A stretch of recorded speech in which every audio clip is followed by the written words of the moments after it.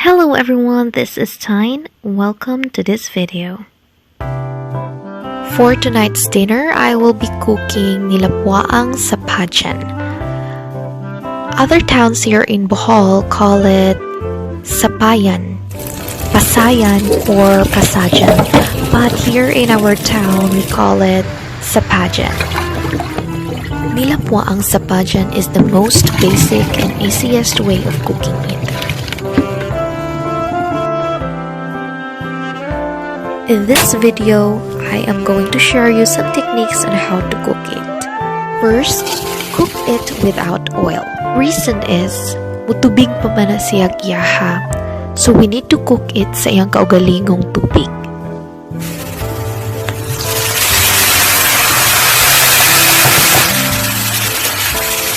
Second technique, if wala na excess water and medyo orange na ang sapajan, that's the time to put oil.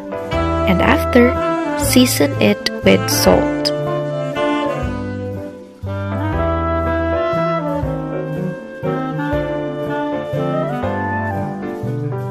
Third technique. To balance the saltiness of my Nilapwaang Sapajan, what I usually do is put some Sprite in it. You can also use wine, lime, honey and lemon, or you can just add some sugar in it. Lastly, i-allow lang nga i-absorb sa shrimp ang iyahang sauce. And that's it.